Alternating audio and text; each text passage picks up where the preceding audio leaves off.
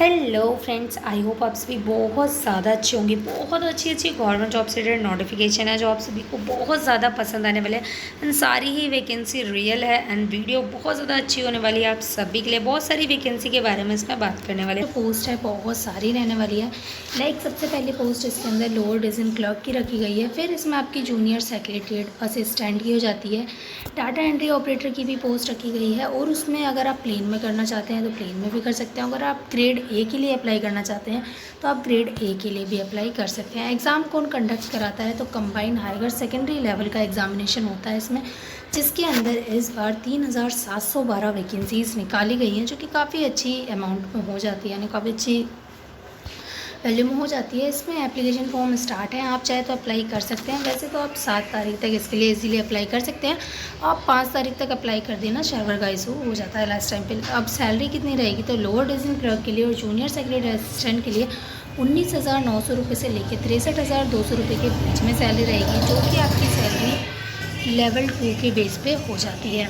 फिर है हमारी डाटा एंट्री ऑपरेटर। चाहे आप डाटा एंट्री ऑपरेटर के लिए अप्लाई करें, चाहे इसमें ग्रेड ए के लिए अप्लाई करें, आपकी सैलरी 25,500 से लेकर 81,100 रुपये के बीच में ही रहने वाली है।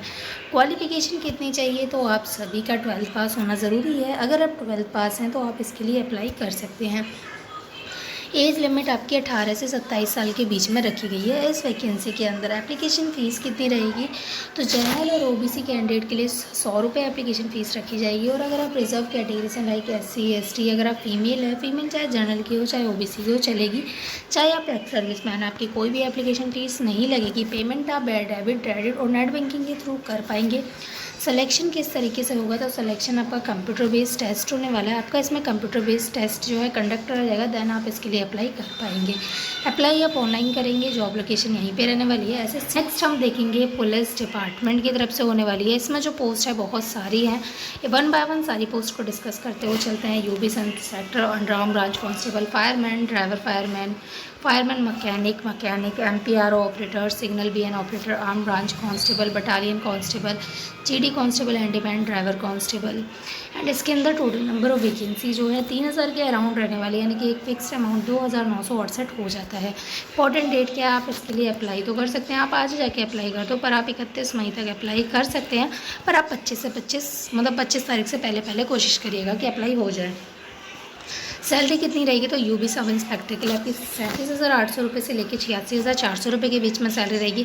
Underarm branch constable, fireman, driver fireman, mechanic, यानी कि इसको छोड़ के जितनी भी पोस्ट है सबके लिए 22,200 रुपये से लेकर 52,200 रुपये के बीच में सैलरी आपकी रहने वाली है। क्वालिफिकेशन कितनी चाहिए तो यूबी सब इंस्पेक्टर के लिए तो आपका ग्रेजुएशन पास होना ज़रूरी है, चाहे वो आर्ट साइड से हो, साइंस साइड से हो, हिंदी से हो या फिर इंग्लिश से हो, उससे कोई मैटर नहीं करता है। और अगर आप underarm branch constable, fireman, driver fireman, MPR operator, signal operator, fireman, mechanic के लिए करते हैं तो आप सभी का 12th पास होना ज़रूरी है। और उससे भी कोई फ़र्क नहीं पड़ता कि आप साइंस साइड से हैं, आर्ट साइड से हैं। फिर बाकी जितनी भी पोस्ट बच जाती है उसमें आप सभी का 10th पास होना ज़रूरी है। आप सभी 10th पास है तो अप्लाई कर सकते हैं। एज लिमिट कितनी रहने वाली है तो यूबी सब इंस्पेक्टर के लिए 21 से 27 साल है। और इस वैकेंसी को छोड़ के जितनी भी वैकेंसी है सब में 18 से 21 साल के बीच में आपकी एज लिमिट रखी गई है। एप्लीकेशन फ़ीस कितनी है तो अगर आप जनरल से हैं, OBC से हैं, EWS से हैं तो आपकी 150 रुपये एप्लीकेशन फ़ीस है। SC से हैं, ST से हैं, फीमेल से तो भी 150 रुपये, यानी कि 150 रुपये ही रहनी है, चाहे आप किसी भी कैटेगरी से रह लो। एंड फिर इसमें बात करेंगे दैन सिलेक्शन का प्रोसेस क्या रहने वाला है तो इसमें सबसे पहले आपका फिजिकल टेस्ट कराया जाता है।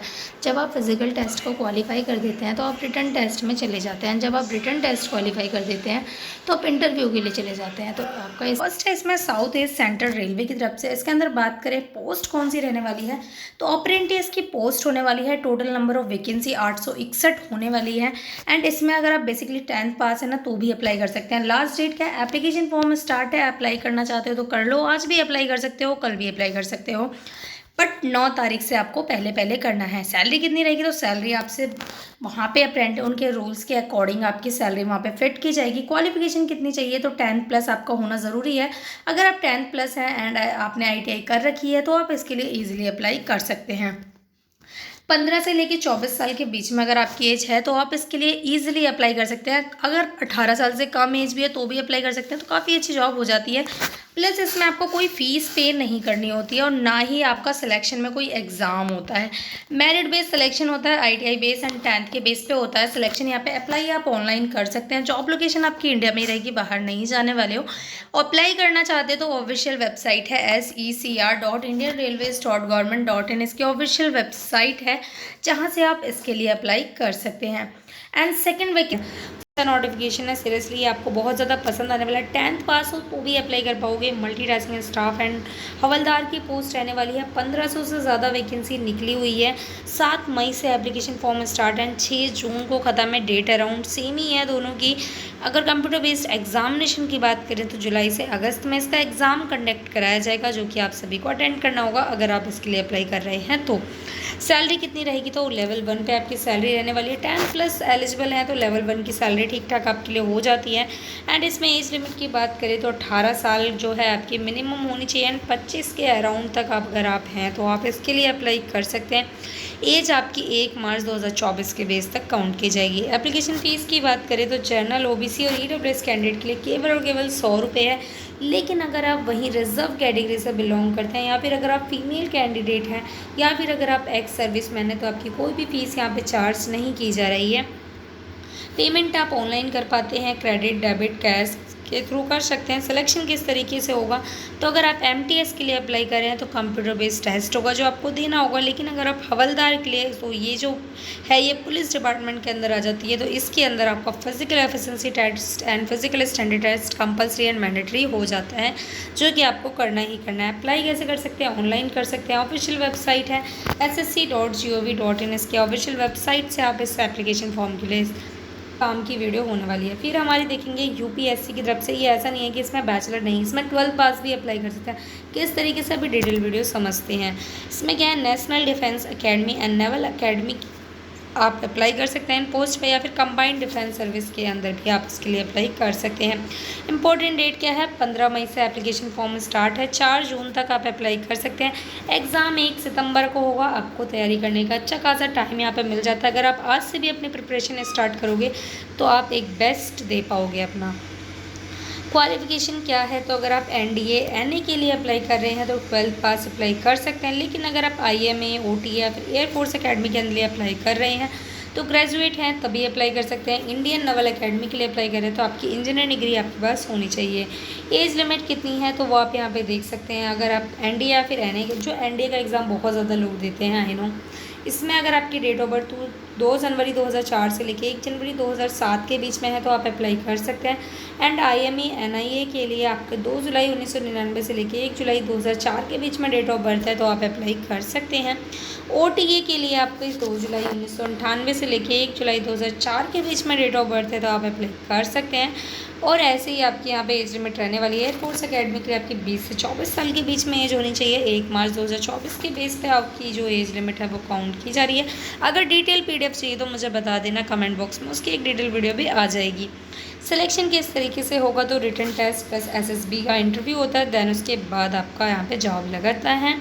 अप्लाई आप ऑनलाइन कर पाएंगे। जॉब लोकेशन इंडिया में ही रहने वाली है। नेक्स्ट वैकेंसी हम देखने वाले हैं सिलेक्शन फोर्स की तरफ से, मिनिस्ट्री ऑफ रेलवे बोर्ड। इसके अंदर जो पोस्ट है कांस्टेबल एंड इंस्पेक्टर की रहने वाली है। वैकेंसी इसमें ज़्यादा है, निकल भी काफ़ी टाइम के बाद रही है बिल्कुल। तो नंबर ऑफ वैकेंसी 4660 है, जिसमें से 4208 वैकेंसी तो कांस्टेबल की पोस्ट के लिए, बचे हुए 452 जो पोस्ट है वो सब इंस्पेक्टर के लिए रहने वाले हैं। इंपॉर्टेंट डेट की बात करें तो इसके भी एप्लीकेशन फॉर्म स्टार्ट हो चुके हैं। आप चाहे तो अप्लाई कर सकते हैं। 14 मई तक आप इसके लिए अप्लाई कर सकते हैं, पर आप 12 या 11 मई से पहले पहले अप्लाई कर देना। एंड अगर आपसे कोई मिस्टेक हो रही है तो आप इसमें करेक्शन भी करा सकते हैं, जिसमें आप 15 से 24 मई के बीच में करेक्शन भी करा सकते हैं। वैसे कोशिश करना कि करेक्शन ना कराना पड़े, वैसे देख सकते हो। सैलरी की बात करें तो अगर आप कांस्टेबल के लिए अप्लाई करें तो 21,700 रुपये से लेके 69,100 रुपये के बीच में आपकी सैलरी रहने वाली है कांस्टेबल के लिए। बट अगर आप सब इंस्पेक्टर के लिए अप्लाई करें तो 35,400 रुपये से लेके 1,12,400 रुपये के बीच में आपकी सैलरी रहने वाली है। क्वालिफिकेशन की बात की जाए तो कांस्टेबल के लिए 10th पास चाहिए, एसआई के लिए डिग्री पास चाहिए, यानी कि सब इंस्पेक्टर के लिए डिग्री पास होना ज़रूरी है। एज लिमिट कितनी होनी चाहिए? अगर आप कांस्टेबल के लिए अप्लाई करें तो 18 से 25 साल, एसआई के लिए अप्लाई करें तो 20 से 25 साल, यानी कि मैक्सिमम तो आपकी 25 ही रहने वाली है, बस मिनिमम में फ़र्क पड़ा है, वो भी 2 साल का है। एप्लीकेशन फ़ीस की बात करें तो जनरल, ओबीसी, ईडब्ल्यूएस कैंडिडेट के लिए 500 रुपये रहेंगे। SC, ST, ex serviceman, female चाहे यूआर, ओबीसी, ईडब्ल्यूएस की, उनकी 250 रुपये एप्लीकेशन फ़ीस रहने वाली है। एक बात बतानी है आपको, चाहे आप कांस्टेबल के लिए अप्लाई करें चाहे आप एसआई के लिए अप्लाई करें, दोनों ही फॉर्म के लिए 500 रुपये ही एप्लीकेशन फ़ीस है, इसमें 250 रुपये ही एप्लीकेशन फ़ीस है। पर इसमें एक अच्छी बात है कि इसमें ये जो फ़ीस है ना आपकी रिफंडेबल रहने वाली है, यानी कि अगर आप जनरल, ओबीसी और ईडब्ल्यूएस कैंडिडेट्स हैं तो आपको 400 रुपये रिफंड मिल जाते हैं, और अगर आप SC, ST, service, female candidate हैं तो आपकी 250 से 250 ही मतलब पूरे के पूरे बेसिकली आपको रिटर्न मिल जाते हैं। सिलेक्शन किस तरीके से होता है? 3 फेज़ में होता है। फर्स्ट में आपका कंप्यूटर बेस्ड टेस्ट कराया जाता है, जब आप उसे क्लियर कर देते हैं तो आप फेज़ 2 में पहुंच जाते हैं, एंड फेज़ 2 में आपका पीटी एंड पीएमटी कराया जाता है। जब आप इससे भी क्लियर कर लेते हैं तो फेज़ 3 यानी कि डॉक्यूमेंट वेरिफिकेशन में सर्वाइव कर जाते हैं, मतलब डॉक्यूमेंट वेरिफिकेशन में आप आगे चले जाते हैं, एंड इसमें अप्लाई आप ऑनलाइन कर सकते हैं। जॉब लोकेशन ऑल इंडिया में रहने वाली है।